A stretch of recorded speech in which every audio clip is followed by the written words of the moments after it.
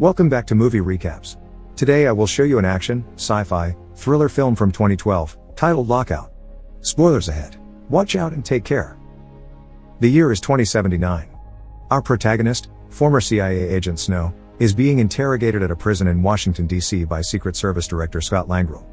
Langrenn wants to know what happened in that room in New York with the colonel, but every time he asks, Snow replies with a joke, earning him many punches from an officer.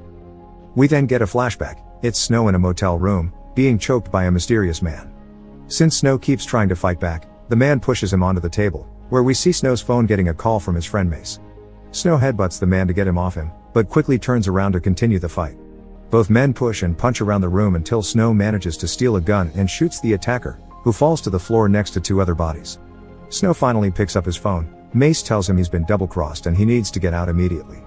He crouches next to the body of the colonel, who hands him his lighter and asks him not to let them take this. Snow looks at the briefcase lying on the floor nearby and says it's okay before the colonel passes away. Then Snow moves to pick up the briefcase, but various noises and lights alert him the police has arrived. After tricking the cops with a mattress, Snow hits them and leaves the room to get to the roof where he has no other choice but to jump. He hits the ground and the briefcase lands right next to him. He grabs it and starts running away just as the police catch up with him. Suddenly he comes across a bike that he doesn't hesitate to steal. Now the chasing has moved to the highway, where Mace calls Snow to tell him to meet him on the subway and asks him to drop the phone since they're using it to track him. Snow does exactly that right as the helicopter that followed him explodes. When the subway station comes into view, Snow just keeps driving the bike inside and jumps off it before the bike falls on the rails. He runs through the station and makes it to platform 10 just as the train is about to leave, so he throws the briefcase through to doors right before they close for his buddy Mace to catch. The cops use that moment to capture him. We return to the present then, where Snow is finishing telling his story. Langrenn mentions they had the colonel under surveillance because he had been selling secrets about the space programs, but as far as Snow knows, the colonel had been protecting them. Langrenn accuses Snow of having killed the colonel, and when Snow denies it, he shows him a very short clip of the motel room. Snow is shooting a gun right behind the colonel and the colonel falls to the floor, hurt. Snow says that's not what happened, but Langrenn replies he saw it with his own eyes. More questions keep coming, which Snow still refuses to answer as a new officer enters the room, Harry Shaw. Shaw changes places with Langrenn and offers his help. Snow asks him to pick something up for him that he last saw on the train. Another flashback begins and we see Mace get off the train, followed by a visit to the station lockers where he hides the briefcase. When a cop finds the keycard he forgot on the lock, he walks away anxiously and bumps into another person, making him drop his gun which goes off on the floor and hurts a cop. A different officer shoots Mace in return and captures him. Back in the interrogation room, Shaw asks Snow who was his backup guy. Snow says aloud that he won't tell because Shaw would take it to his boss, but on the table, using cigarette ash, he writes down Mace's name. Shaw ends the conversation after cleaning the ash off. We cut to the first daughter, Emily Warnock, who is in a spaceship flying through orbit, together with her bodyguard Hawk and her aide Catherine. There are also police officers traveling with them, including prison warden Barnes, who offers a quick briefing. The group is about to visit the MS-1, a maximum security space penitentiary that has been tested on 500 prisoners without incidents. Once they're properly open for business, they'll be able to rent space to 500,000 criminals with all countries signed up but overseen by the US. Barnes explains the MS-1 is the only prison in existence without abuse or riots because they put the prisoners to sleep, and that's what worries Emily. There had been reports of the after effects the stasis leaves on the mind, like dementia, but Barnes says the press made it all up. He also explains that the defense system is automatic and well armed. They make it inside then. After the visitors are put through the standard procedure, they take the elevator to the third floor. Emily asks Barnes if the real purpose of this prison is to test the effects of deep space exploration on humans. Barnes says he's just an employee and doesn't know anything. Barnes takes the visitors to see the prisoners sleeping in their stasis capsules and informs them they've prepared an interview room for them, but they can't take weapons there. Hawk keeps one hidden under his pants anyway. Back on Earth, Snow is being held at a detention center. Langrenn visits him to inform him he's been convicted to the MS-1. He's then dragged to the procedure room to be injected with some kind of drug. Meanwhile, in the MS-1, Emily is introduced to Heidel, a deranged prisoner. She tries to ask him questions but he won't take her seriously. Hawk doesn't like it and to make him behave, he pushes his head on the table. Heidel uses this chance to steal his hidden gun. After pushing Hawk away, he shoots a section of the wall that causes an explosion that hits everyone in the room and knocks Hawk unconscious.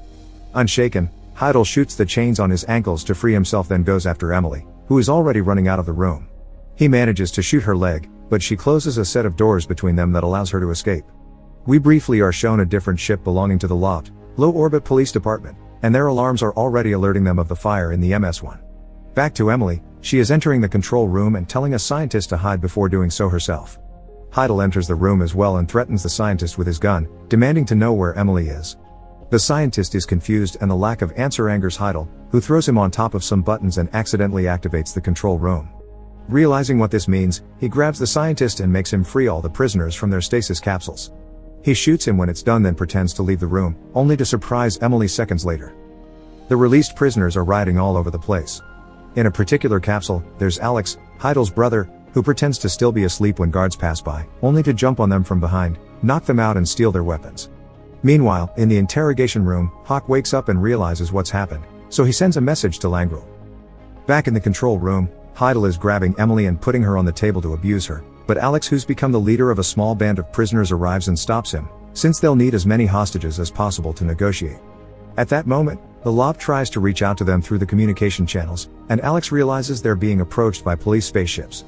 Heidel brings another scientist over to make him activate the security system, and he can't stop himself from pressing the big button, causing the prison ship to fire at the cops. In the meantime, Langrel and Shaw are visiting President Jeff Warnock at the White House again to inform him of what's happening at the MS-1. Warnock worries about his daughter and they tell him they know she's fine thanks to her telemetry, which is a little machine connected to her body that keeps track of her health. Langrel wants to send special forces, but Shaw first wants to know how to proceed, because sending in soldiers would equal losing Emily. He offers an alternate plan, sending just one man with a very specific order. We cut to Snow then, who is refusing to participate in this plan to save the president's daughter. But when Shaw secretly tells him Mace is in the prison, Snow changes his mind and accepts the deal. Shaw returns the colonel's lighter to him as thanks. In the MS-1, all hostages are put together in a room and their IDs are taken by the prisoners. When Emily shows signs of being cold, Catherine hands her a lab coat that is hanging nearby to wear. Back on Earth, Snow, Langrel and Shaw board a space shuttle and go over the plan. Snow is told about the telemetry and about escape pod on level 5 that he'll use to escape. A map is given to him to find it. He's also given some explosives. In the prison ship, Alex's hand gets hurt in a fight, so he asks for a doctor. One of his men goes to the hostage room, where Emily is having her leg wound bandaged by Catherine. Seeing her wearing the coat, he thinks she's a doctor and grabs her to take her to Alex. Emily plays along and works on patching him up. Snow, Langrel and Shaw make it to the LOP spaceship and Langrel takes over. An officer tells him Alex has demanded a negotiator. Langrel tries to talk to Alex, but he's hanged up on. At least they got to see Emily next to him, and since Alex didn't mention her, Snow arrives to the conclusion that the prisoners don't know she's the president's daughter. The feed is suddenly back on and Alex appears on the screen, telling them they have a little demonstration. They take Barnes and release him into space to die. Alex tells the agents there will be another show in an hour. Langrel will try to negotiate with the prisoners. Shaw tells Snow he'll go anyway. While Snow looks for a way in, a cop is sent to the MS-1 as negotiator. He speaks with Alex privately and convinces him that releasing at least one hostage is the best way to go. When Alex accepts, the officer tells him the hostage should be a wounded woman, so Alex chooses Emily. Heidel dislikes this idea, and since they need a wounded woman, he shoots Catherine so they can take her instead, but she dies. At the moment, Snow manages to find a spot to climb on board, and he's seen by a prisoner, who warns Alex about this being a setup. Alex shoots the negotiator, then asks his brother to find Snow and kill him. Shaw guides Snow to safely enter the ship while Alex, who's found a digital newspaper, finally realizes who Emily is. At that moment, she's in an elevator with Hawk, being taken back to the hostage room by a prisoner. She grabs the fire extinguisher from the wall, opens it on the prisoner's face. Hawk uses the distraction to attack him, but the prisoner pushes him at the same time as the doors open to reveal Snow. The prisoner punches Snow, throws him out of the elevator and, after some struggling, holds him by the neck against the wall. Snow puts the explosives around the man's neck and blows his head off. Emily appears then, and she hits him with the fire extinguisher before running with Hawk into a secure, locked room that triggers a nitrogen alert on Emily's telemetry. Outside that room, Snow is telling Langrel and Shaw what happened, but he needs to hide when Alex and his men suddenly come out of the elevator. They find the room Emily has locked herself in, and Alex asks one of his men to bring him 2 engineers. Snow sneaks around the ship and finds a computer, where he searches for the place where Mace is being held at. He's told about Emil's current oxygen problem, but since the room is secured, he doesn't know what to do. Outside the secure room, the 2 engineers arrive. Alex shoots one of them as an example and tells the other to open the door. Meanwhile, Snow is crawling through the ship's shafts, unaware a prisoner is following him. He reaches the torsion system, which creates a gravity that should hold him up. When he's about to glide over, the prisoner jumps on him and they fight while floating in the air. Snow pushes the prisoner off and jumps over to grab the edge of the exit, but the prisoner jumps on him and hangs onto his leg. Heidel, currently in the control room, sees all this on camera, so he shoots the controls to turn off the torsion system. Snow shoots the prisoner off him, but with the gravity off, he's having trouble hanging on. The rope that is holding him breaks and he starts to go down, but Shaw's men reactivate the torsion and Snow glides out as planned. In the secured room, Emily and Hawk hear how they're trying to get the door open. Since the current engineer is failing, Alex shoots him when a new one comes to take his place. In Emily's room, oxygen is about to run out, so Hawk shoots himself to give her his air. Snow is still moving through the shafts and finally manages to find the room, which he enters after blowing up the shaft lid. Emily is unconscious when he finds her, but he has a medical kit with him and manages to bring her back by following a LOP doctor's instructions. Emily is shocked when she wakes up and pushes him away. He tells her he's there to help her and takes her out through the shafts, but not without leaving a bomb for Alex and his men, who enter the room right after they leave. Shaw continues to guide Snow and Emily through the shafts, but now his voice is heard by the prisoners as well. Alex has brought a communicator officer, who is ordered to cut transmissions. Without Shaw's guidance, Snow and Emily take a wrong turn and fall through the ceiling into a random room, but they quickly find their way into an infirmary. While tending Emily's wound, Snow tells her the president sent him, and when she asks about the other hostages, he tells her he's there to save only her. Since they want different things, Snow gives her the map and a gun and sends her to save the hostages on her own, but Emily doesn't know much about following directions in a spaceship. At that moment, Alex appears on all the screens of the ship, showing the picture of Emily's ID and asking everyone to capture her if they see her. Snow takes pity on her and makes her join him again. They enter a supplies room and Snow gives Emily a prisoner uniform to change into, then cuts and dyes her hair by force. He also gives her a hat and punches her face to make a scar. In the LOP ship, Langrel is talking to Alex, who tells him he now knows who Emily is and they'll hurt her if they don't get what they want. The president arrives a few hours later. After changing into a prisoner uniform too, Snow takes Emily into the main containment area. At first they walk among the prisoners without calling anyone's attention, but eventually, they make it to an area where they need a password to pass, which they obviously don't know. Snow solves this by hitting the prisoner then running away. The men chase them, and he shoots at them, but Emily is stuck at a jam door. He makes her shoot instead while he forces the door to open, finding Mace on the other side. They run together into another room that they lock up, and Snow hugs Mace only to find out he's repeating random, senseless words. Emily tells him he has dementia because of the stasis. When Mace is asked about the briefcase, he just says more nonsense. When they hear Alex and his men use a special tool to open the door, they start running away. Alex almost catches them when he hears a noise, but only finds the alarm they left behind. At that moment, the MS-1 is starting to lose control and hits the International Space Station. The collision causes a hull breach, separating Mace from the others. Snow tries to make him press the panic button, but Mace can't understand him, so he leaves to search for something to open the door with. Emily listens to more nonsense words before he returns, but opening the doors is impossible and Mace is frozen to death. Back in the LOP ship, Langrel is told that the MS-1 will collide on Earth in around 6 hours, so he decides to call the Department of Justice with a plan. Meanwhile, Snow and Emily finally make it to the pod room, where they see government ships approaching them, but not to rescue them. The pod they find only has one seat. Snow lies to Emily and tells him he'll use another one to make her escape. The pod takes off, but Emily appears behind Snow moments later. She thinks her father won't authorize an attack if she's still on the ship. She still wants to protect the hostages. Snow doesn't want to help, and Emily changes his mind by pretending Mace told her where the briefcase is. Heidel appears on the ship screens then and says he will shoot a hostage every 3 seconds if Emily doesn't give him her location. Emily does so, but Heidel kills all the hostages anyway. Snow drags her into the elevator to get away. Emily confesses she doesn't know where the briefcase is. The elevator gets stuck between floors, then Snow forces the doors open. They jump into a room where they find proof prisoners are being used as guinea pigs, only to be found by Alex and his men. Snow tries to defend himself, but a shot pushes him into the shafts.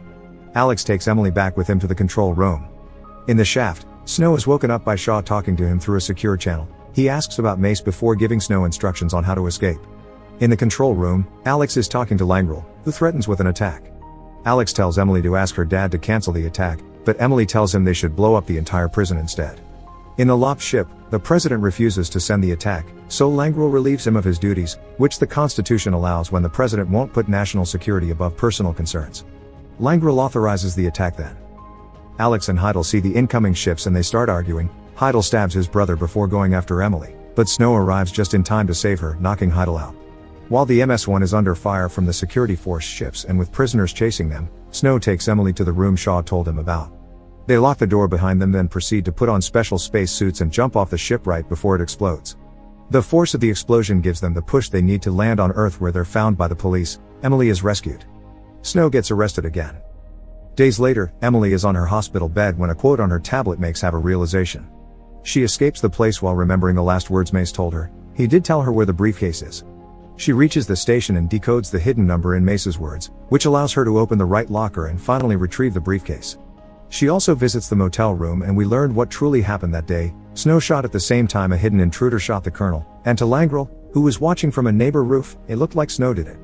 Emily takes the briefcase to the president and tells him to do something. We cut to the detention center, where Shaw is visiting Snow. A cop brings the briefcase to Snow to show to Shaw, and explains the colonel wasn't selling secrets, he was returning them. Shaw opens the briefcase and finds it empty. Snow points out it's weird he knew the combination. Shaw turns out to be a paid rat, and Langrel is here to arrest him. Snow uses the colonel's lighter to give Shaw the rat mark before he's taken away. Proven innocent, Snow leaves the precinct and tries to light a cigarette. It's then he discovers a secret SD card on the lighter, which was the real object the colonel wanted him to protect. Suddenly Emily approaches and tells him she's learned his name is Marion. After punching him as payback, they leave the place together, bantering and teasing each other. Make sure to subscribe and turn on notifications so you can watch more videos like this. Thanks for watching.